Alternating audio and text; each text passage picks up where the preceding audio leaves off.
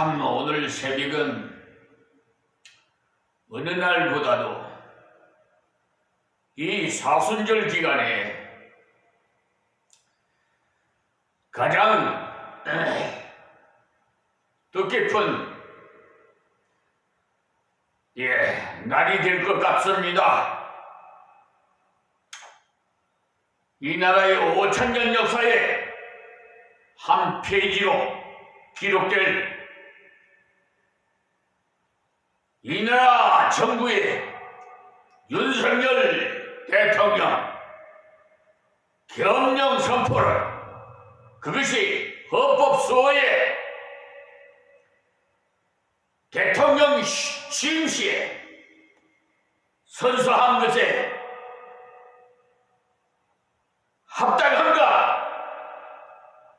이것을 판가름 내는 헌법재판소 오전 11시에 선고가 있을 줄 믿습니다. 이 나라 국민뿐만 아니라 세계에서도 언론사들이 지금 이 나라를 과연 민주주의 국가인가, 헌법을 수호하는 나라인가, 이것을 주시해 보고 있습니다. 그동안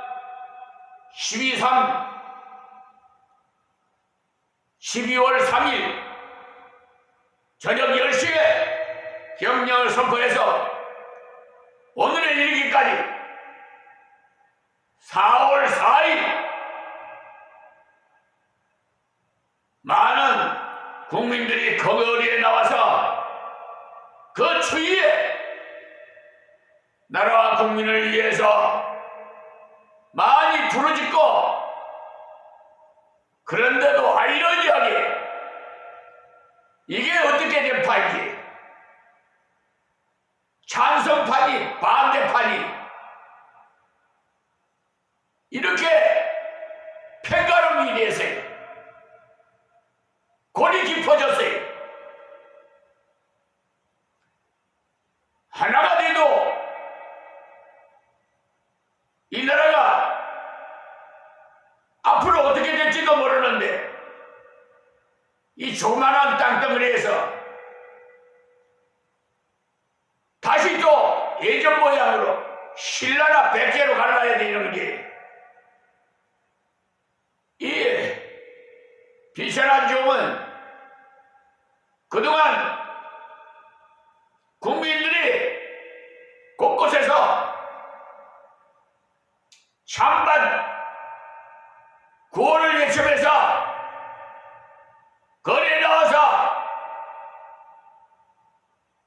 이렇게 난동을 벌이고 저 서울 서부법원 유리창을 깨고 휘발유를 뿌리고 불을 지르려고 하는,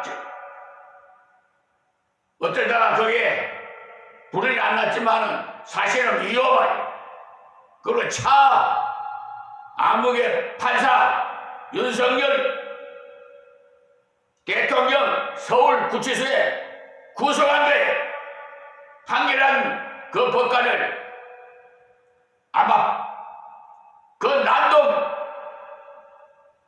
부렸다는 분에게 붙어있었으면 봉변을 당했을 겁니다. 그러나 위험한 길을 하나님께서 피해 주셨어요. 피하게 해 주셨어요. 지금 이 나라 국민뿐만 아니라 세계에서 다 지금 오늘 11시에 집중하고 있을 겁니다.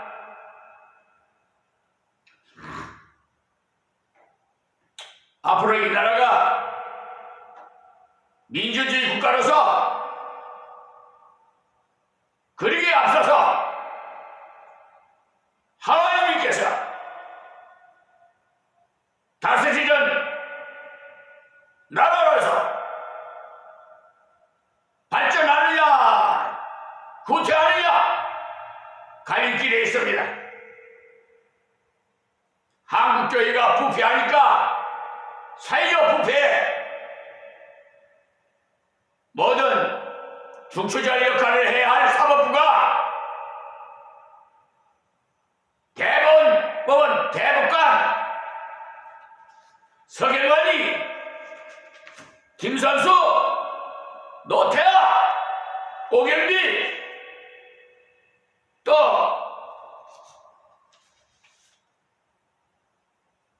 이홍구, 오석준, 엄상필, 이수경, 이런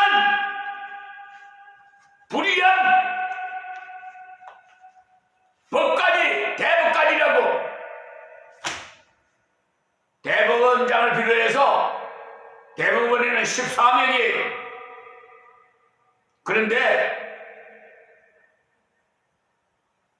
상고심의 절차에 관한 특례법을 인용해서 자기들 입맛대로 심리불속행기가,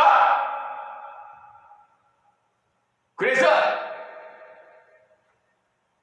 이 비천한 종의 변호사는 예수님이야.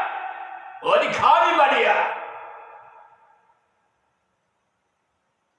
우리 예수님 하나님을 누가 능멸해? 못된 짓거리들을 하는 그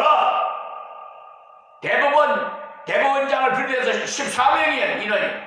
그 중에 8명이 지금 걸린 게, 이 분들 외에도 지금 서울중앙지방법 1심, 항소심, 또 다른 법원, 인천법원, 하여튼 양심이 있는 법관들이 피해를 입고 선량한 국민들이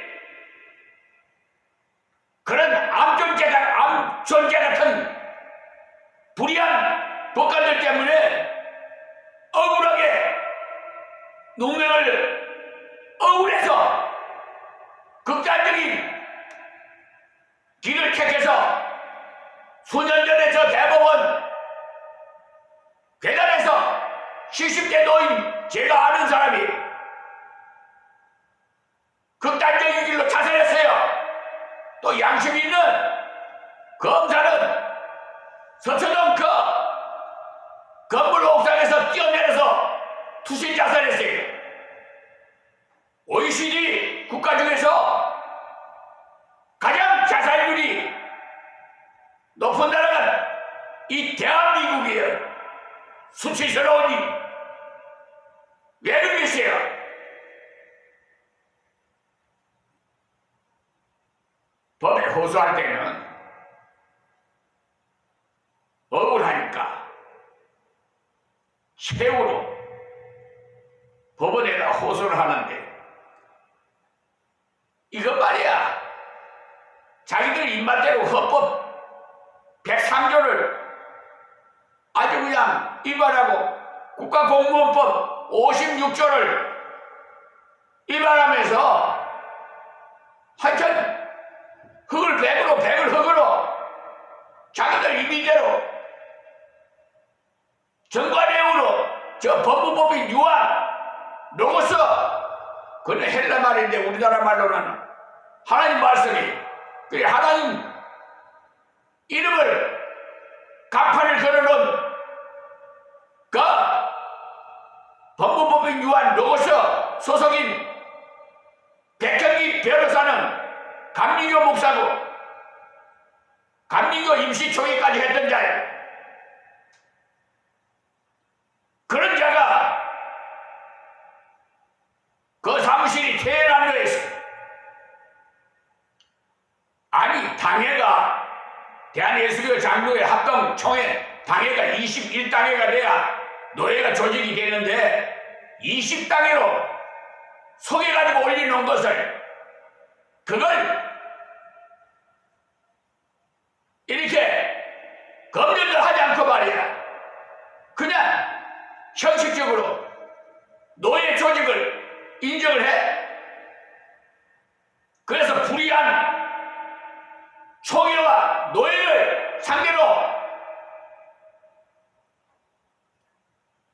그 교회 행정에 의해서 총에다가 다 이의를 제출했나 했으나 저들이 막무가내요. 다 썰어가지고 말이야.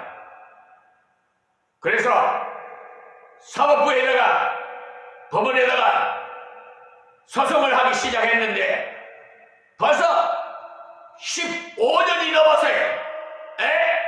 하나님께서 저에게, 나는 경영학을 공부한 사람이 법대를 나오지도 않았는데 하나님께서 저에게 법전을 사게 하셔가지고 밤 깊은 밤 1시, 2시에 깨워서 법전을 가르쳐줘요.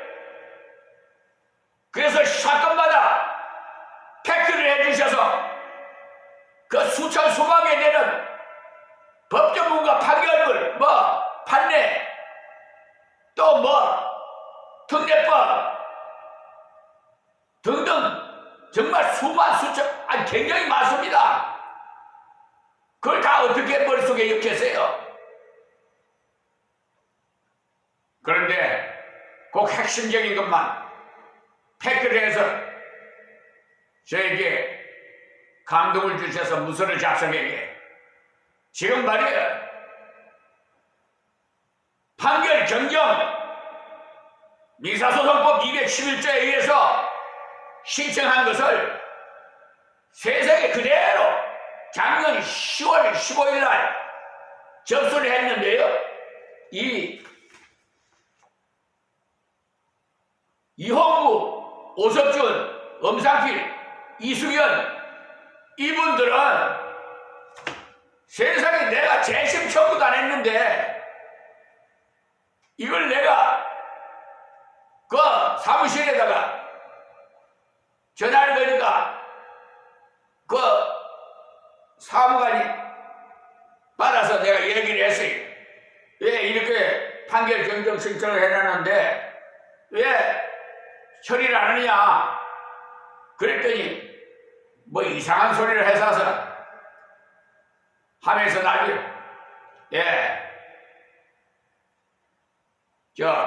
파산 대법관님께 물어보겠다고 그러더니 아니 이것을 말이야 싹 뽑아갖고 재심 청구를 해놨어요. 대법원 2024 제다 2553 손해배상. 하이 참 어처구니가 없어. 내가 재심 청구도 안 했는데 이런 아주 엉터리 같은 조작을 해서 이거 완전히 대법관 자질이 없어요. 국가공무원법 56조를 위반한 거고 헌법 103조를 위반한 거예요. 법법 벗고 감옥에 가 있어야 돼요. 그런데 버젓이 지금도 행세하고 있잖아요. 대법관으로서. 이 나라가 이대로 존재한다면 그 결과는 망할 수밖에 없습니다. 나라가 발전하려면은 정직해야 돼요. 아시겠습니까? 양심이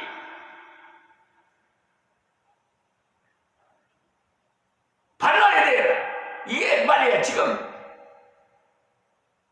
아주 그냥 엉망이야 지금. 그러니까 양심이 있는 법관들이 피해를 보고 있어요. 양심이 있는 법관 내가 알고 있어요. 누군지. 그분은 판결을 하시더라고. 지금도 말이에요. 김선수, 서경만이, 오경미, 노태환이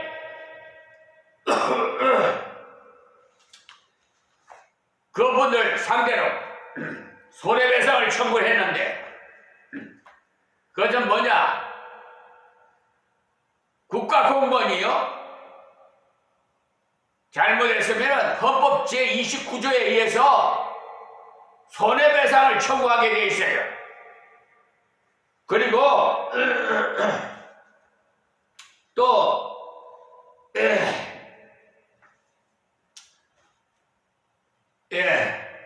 법관 징계 법과 그 징계위원회법도 다 있어요. 그래서 지금 대법원에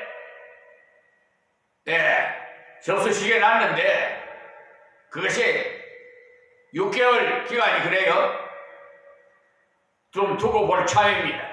어쨌든 이 사회에 암 존재 같은 저런 불의한 사기 재판하는 법관들은,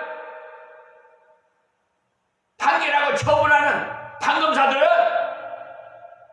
다 여러분 조금 전에 산불 났지요? 그것도 재앙이에요. 완전히 쓸어서 모아서 불에 살라버려요. 그리고 이 봄에 새싹이 일어나서 이 나라가 거듭나있어요. 그렇지 않고는 이 암덩어리 존재가 남아 찌꺼기가 있어가지고 그것이 자꾸 번식해요.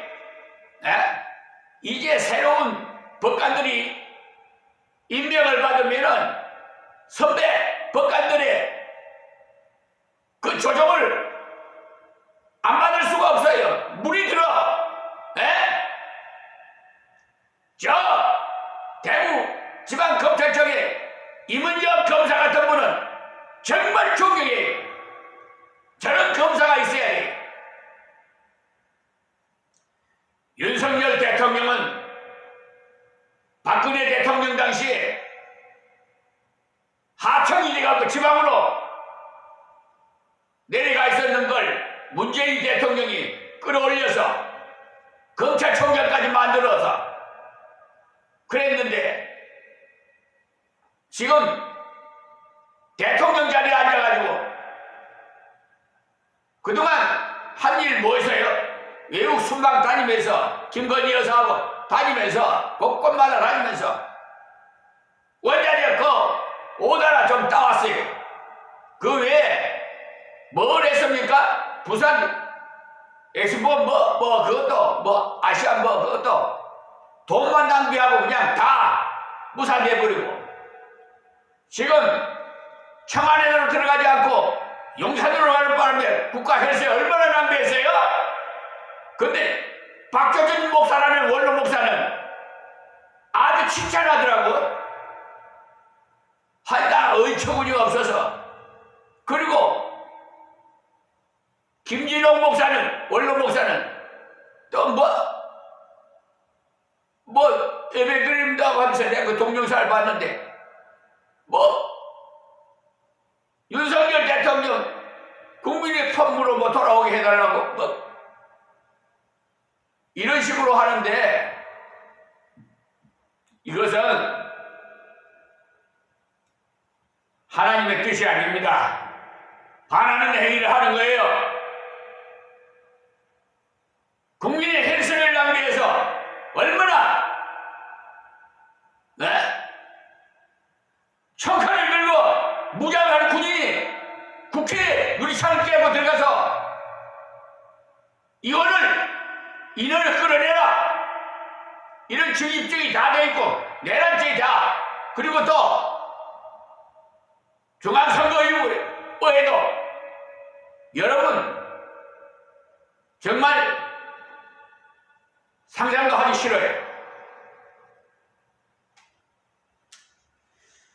자, 오늘의 역사는 5000년 역사의 한 페이지로서 남을 것입니다. 인용이 되느냐 기각이 되느냐 두 갈래의 길이에요. 그걸 하나님이 심판하실 겁니다. 여러분이 그동안 엎드려서 하나님 앞에 기도한 그 결과에 산물이 나올 거예요. 어제 마태복음 강해설교로 16장 17절에 말씀을 드렸습니다만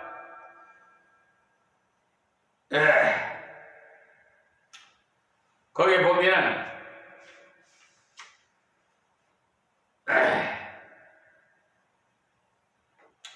너희는 나를 누구라 하느냐?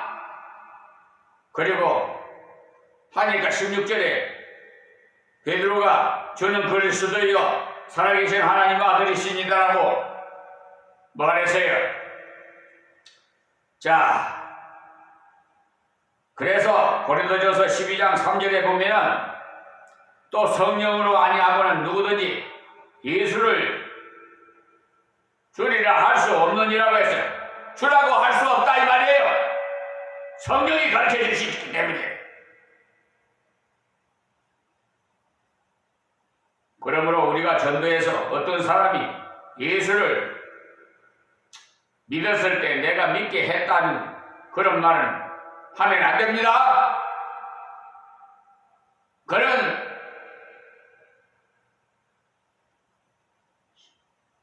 신뢰를 범하면 안 돼요. 성령님의 인도했지, 성령님의 열매 맺게 했지. 자기 자랑하려고 해서 교만한 자들이 그래.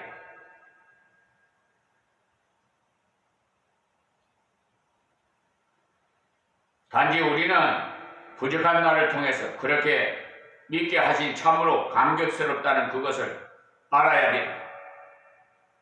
18절 말씀에 잘못 읽으면 많은 오해를 불러일으키는 말씀인데, 말씀을 드리겠습니다. 18절에 또 내가 네게 이르노니 너희는 베드로라. 여기서 베드로라라고 이렇게 하는 말씀은 원래 바위, 반석이라는 말입니다. 내가 이 반석 위에 내 교회를 세우리니 음부의 권세가 이기지 못하리라.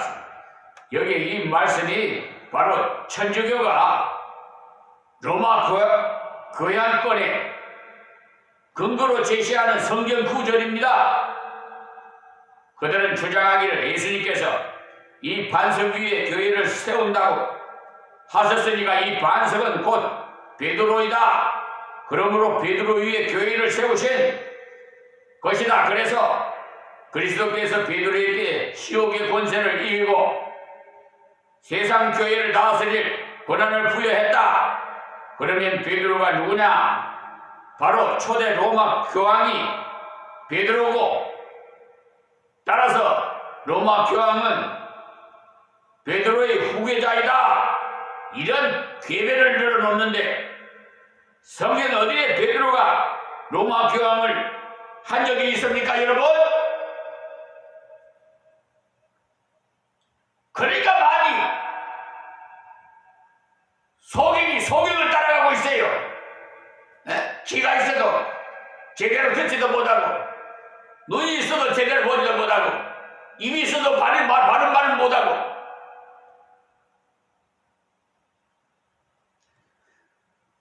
바른 말 해주면 듣기 싫어해요.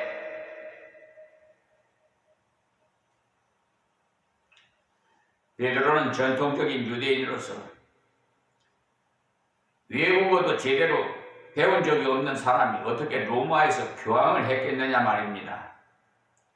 바울 사도가 로마 교황을 했다면 그가 이방인의 사도이니까 다소 긍정이 가는 면도 있지만, 베드로가 로마에 가서 로마 교황에 취임해서 교황직을 수행했다고 하는 일은 성경 어느 곳에서도 언급되지 않고 있습니다. 물론 바울도 교황이 된 적은 결코 없고요. 그럼에도 불구하고 천주교가 이 말씀을 이용해가지고 교황 제도를 만들어 놓고 모든 국민들과 신자들에게 소위 아버지, 즉 파파라는 칭호를 받도록 하면서 베드로라는 이름을 그대로 계승해서 사용하고 있는 것입니다. 천주교의 주장대로 예수님께서 만약에 이 베드로 위에 교회를 세운 것 같으면 바로 그 뒤에 가면 예수님께서 베드로에게 사탄아 내 뒤로 물러가라 이렇게 말씀하셨는데, 그러면 앞에서 반석이던 베드로가 여기서 졸지에 사단으로 변해서 앞서 베드로 위에 교회를 세운 것을 다시 예수님께서 사탄 위에다 교회를 세우시는 그런 모습이 또 어디에 있겠습니까, 여러분? 여기에 너는 베드로라고 하는 것은 베드로가 고백한 신앙, 곧 주는 그리스도의 살아계신 하나님 아들이시다라고 믿는 그 믿음이 바로 교회의 기초이므로 그 믿음 위에 교회를 세운다는 말씀입니다. 그래서 주는 그리스도의 살아계신 하나님의 아들이시다라고 믿는 그 믿음에는 음부의 권세가 이기지 못하리라, 사망의 권세를 이기는 능력이 있다, 이 말씀이에요.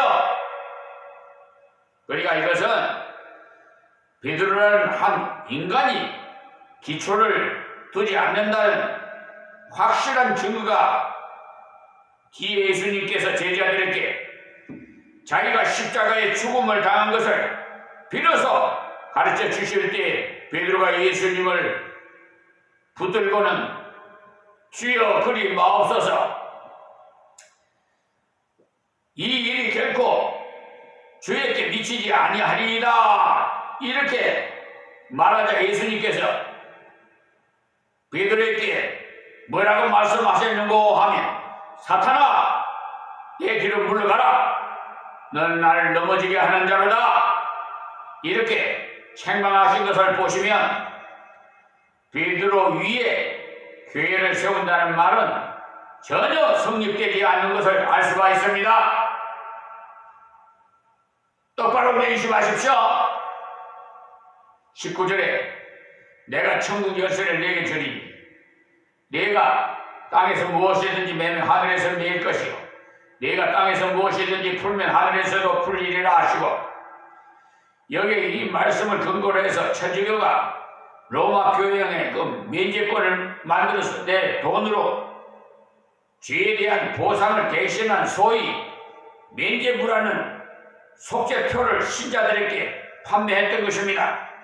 그래서 그들은 면제부 상자에 돈을 땡그랑 떨어뜨리는 그런 순간에 죄인의 영혼이 연옥에서 뛰어나온다고 그렇게 주장했던 것입니다. 여기를 보고 베드로가 교황인데 그가 가르친 대로 바로 돈을 내면 죄를 사할 수가 있고 죄의 벌을 대신 갚을 수가 있는 면제권을 갖고 있다고 엉뚱한 주장을 했어요.